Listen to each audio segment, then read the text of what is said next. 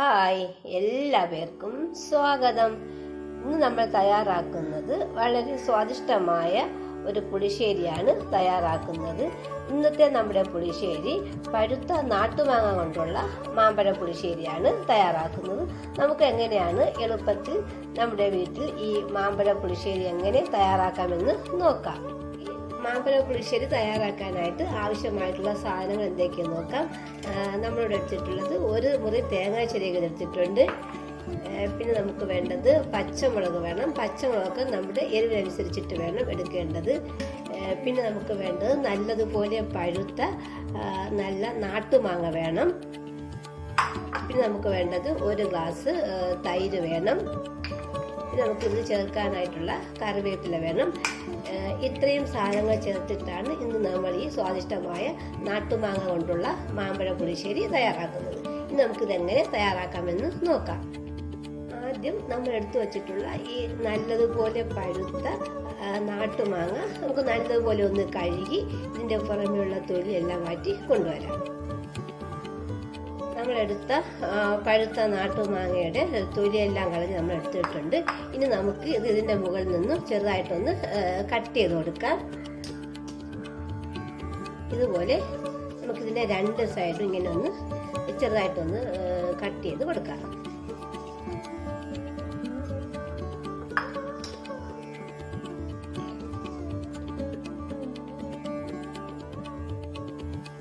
മാങ്ങയുടെ രണ്ട് സൈഡും ചെറുതായിട്ടൊന്ന് കട്ട് ചെയ്ത് കൊടുത്തിട്ടുണ്ട്. ഇനി നമുക്ക് ഇത് ഒന്ന് നല്ലതുപോലെ ഒന്ന് വേവിച്ചെടുക്കണം. ഇതുപോലൊരു പാത്രം എടുത്ത് അതിലേക്ക് നമ്മൾ ഈ കട്ട് ചെയ്ത് വെച്ചിട്ടുള്ള മാമ്പഴം ഇട്ട് കൊടുക്കാം. ഈ പാത്രത്തിലേക്ക് ഈ മാമ്പഴം വേകുന്നതിന് ആവശ്യത്തിനുള്ള വെള്ളവും കൂടി ചേർത്ത് കൊടുക്കാം. നമുക്ക് ഈ മാമ്പഴം അടുപ്പിൽ വെച്ച് നല്ലതുപോലെ ഒന്ന് വേവിച്ചെടുക്കാം. നമുക്ക് ഗ്യാസ് കത്തിച്ച് ഈ മാമ്പഴം നമുക്ക് നല്ലതുപോലെ ഒന്ന് വേവിച്ചെടുക്കണം. ഇനി നമുക്കിതിലേക്ക് ഒരു 1/2 ടീസ്പൂൺ മഞ്ഞൾപ്പൊടി ചേർത്ത് കൊടുക്കാം. നമുക്ക് നല്ലതുപോലെ ഒന്ന് ഇളക്കി കൊടുക്കാം. നല്ല പഴുത്ത മാമ്പഴമായതുകൊണ്ട് ഇത് പെട്ടെന്ന് തന്നെ വെന്ത് കിട്ടും. നമുക്ക് ഈ മാമ്പഴം വേവുന്ന സമയം കൊണ്ട് ഇത് ചേർക്കാനുള്ള തേങ്ങയെല്ലാം ഒന്ന് അരച്ചെടുക്കാം. ഇതുപോലെ മിക്സിയുടെ ജാറെടുത്ത് അതിലേക്ക് ഈ നമ്മൾ എടുത്തു വച്ചിട്ടുള്ള തേങ്ങ ചേർത്ത് കൊടുക്കാം. ഇനി നമുക്കിതിലേക്ക് ഈ നമ്മൾ എടുത്തു വച്ചിട്ടുള്ള പച്ചമുളക് ഇട്ട് കൊടുക്കാം. ഇനി നമുക്കിതിലേക്ക് കുറച്ച് കറിവേപ്പില കൂടി ചേർത്ത് കൊടുക്കാം. നമുക്ക് ഈ തേങ്ങ നല്ലതുപോലെ ഒന്ന് അരച്ചെടുക്കണം. ഈ തേങ്ങ അരയുന്നതിന് ആവശ്യത്തിനുള്ള വെള്ളവും കൂടി ചേർത്ത് നല്ലതുപോലെ നമുക്ക് അരച്ചെടുക്കാം. നമ്മൾ ഈ പുളിശ്ശേരി തയ്യാറാക്കുന്നത് ജീരകമൊന്നും ചേർക്കാതെയാണ് തയ്യാറാക്കുന്നത്. ജീരകത്തിൻ്റെ ടേസ്റ്റ് ഇഷ്ടമുള്ളവർക്ക് ഈ അരയ്ക്കുന്ന സമയത്ത് ഇതിൽ 1 സ്പൂൺ ജീരകം കൂടി ചേർത്ത് വേണം അരച്ചെടുക്കാനുള്ളത്. ഇനി നമുക്ക് നല്ലതുപോലെ അരച്ചെടുക്കാം.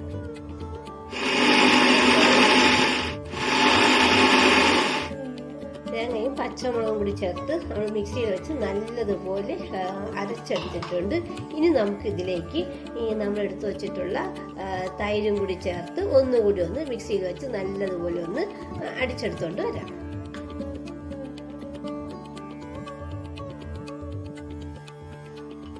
തൈരും കൂടി ചേർത്ത് മിക്സിയിൽ വെച്ച് ഒന്നുകൂടി നല്ലതുപോലെ ഈ തേങ്ങ നമ്മൾ അരച്ചെടുത്തിട്ടുണ്ട്. നമുക്ക് നമ്മുടെ മാങ്ങയൊക്കെ വെന്തിട്ടുണ്ടോ നോക്കാം. വേവാൻ വെച്ചിട്ടുള്ള മാങ്ങയൊക്കെ നല്ലതുപോലെ തിളച്ച് ഇത് നല്ലതുപോലെ വെന്ത് കിട്ടിയിട്ടുണ്ട്. നമുക്കിതിലേക്ക് ആവശ്യത്തിനുള്ള ഉപ്പ് ചേർത്ത് കൊടുക്കാം. ഈ ഉപ്പും കൂടി ചേർത്ത് നമുക്ക് ഒന്നുകൂടി നല്ലതുപോലെ ഒന്ന് ഇളക്കിയെടുക്കാം. ഉപ്പും കൂടി ചേർത്ത് നമ്മൾ ഈ മാങ്ങ നല്ലതുപോലെ തിളപ്പിച്ചെടുത്തിട്ടുണ്ട്. നമ്മുടെ കറിയൊക്കെ നല്ലതുപോലെ തിളച്ച് വന്നിട്ടുണ്ട്. ഇനി നമുക്കിതിലേക്ക് നമ്മൾ നല്ലതുപോലെ അരച്ചു വെച്ചിട്ടുള്ള തേങ്ങ കൂടി ചേർത്ത് നല്ലതുപോലെ ഒന്നുകൂടി ഒന്ന് ഇളക്കിയെടുക്കാം.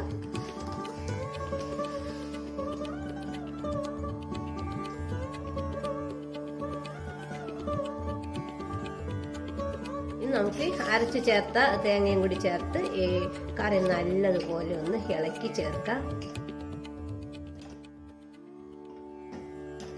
അങ്ങനെ നമ്മുടെ വളരെ സ്വാദിഷ്ടമായ നാട്ടുമാങ്ങ കൊണ്ടുള്ള പുളിശ്ശേരി റെഡി ആയിട്ടുണ്ട്. നമുക്ക് വളരെ എളുപ്പത്തിൽ തന്നെ ഈ പുളിശ്ശേരി തയ്യാറാക്കാവുന്നതാണ്. ഇത് ഒന്ന് തിളയ്ക്കുമ്പോൾ തന്നെ ഈ മാങ്ങ നല്ലപോലെ വെന്ത് കിട്ടും. ഇനി നമുക്കിതിൽ നോക്കണം, ഇതിൽ ഉപ്പിൻ്റെ അളവ് നോക്കിയതിന് ശേഷം ഉപ്പ് കുറവാണെങ്കിൽ നമുക്ക് ആവശ്യത്തിനുള്ള ഉപ്പ് കൂടി ഒന്ന് ചേർത്ത് കൊടുക്കണം. ഉപ്പ് കുറവായതുകൊണ്ട് കുറച്ചുകൂടി ഉപ്പ് നമുക്ക് ചേർത്ത് കൊടുക്കാം. ഇതും കൂടി ചേർത്ത് ഒന്നുകൂടി കറി നല്ലതുപോലെ ഇളക്കി കൊടുക്കാം. നമുക്ക് ഈ കറി നല്ലതുപോലെ ഒന്നുകൂടി ഒന്ന് തിളപ്പിച്ചെടുക്കാം. അങ്ങനെ നമ്മുടെ വളരെ സ്വാദിഷ്ടമായ നാട്ടുമാങ്ങ കൊണ്ടുള്ള മാമ്പഴ പുളിശ്ശേരി റെഡി ആയിട്ടുണ്ട്. നമ്മുടെ മാമ്പഴ പുളിശ്ശേരി നല്ലതുപോലെ തിളച്ച് കിട്ടിയിട്ടുണ്ട്. ഇനി നമുക്ക് ഒന്നുകൂടി ഒന്ന് ഇളക്കിയതിന് ശേഷം ഇതിലേക്ക് കുറച്ച് ശർക്കര കൂടി ചേർത്ത് കൊടുക്കാം. ഈ ശർക്കരയും കൂടി ചേർത്ത് നമുക്ക് ഒന്നുകൂടി ഇത് നല്ലതുപോലെ ഒന്ന് ഇളക്കി ചേർക്കാം. അങ്ങനെ നമുക്കിതിലേക്ക് കുറച്ച് കറിവേപ്പില കൂടി ചേർത്ത് കൊടുക്കാം.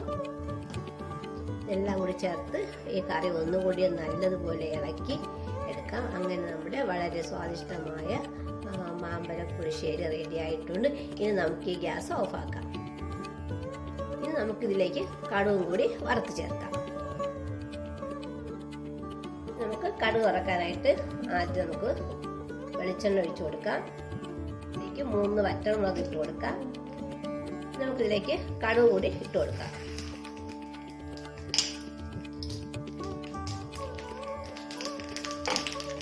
അതുപോലെ പൊട്ടിയിട്ടുണ്ട്. നമുക്ക് ഈ വറുത്ത കടുക് നമ്മുടെ കറിയിലേക്ക് ഒഴിച്ചു കൊടുക്കാം.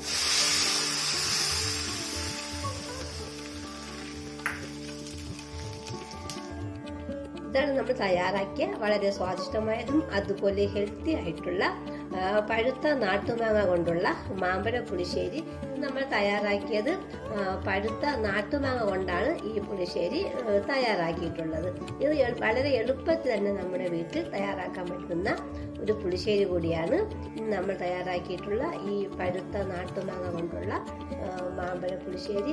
ഈ പുളിശ്ശേരി നമുക്ക് ചോറിൻ്റെ കൂടെയും കഞ്ഞിയുടെ കൂടെയും അതുപോലെ ദോശയുടെ കൂടെയും ഇഡ്ഡലിയുടെ കൂടെയൊക്കെ ചേർത്ത് കഴിക്കാൻ പറ്റിയ ഒരു പുളിശ്ശേരി കൂടിയാണ് നമ്മൾ തയ്യാറാക്കിയിട്ടുള്ളത്. ഇത് കുട്ടികൾക്കും മുതിർന്നവർക്കും ഒരുപോലെ ഇഷ്ടപ്പെടുന്ന ഒരു പുളിശ്ശേരി കൂടിയാണ്. ഇതുപോലെ എല്ലാവരും ട്രൈ ചെയ്ത് നോക്കുക. Thank you.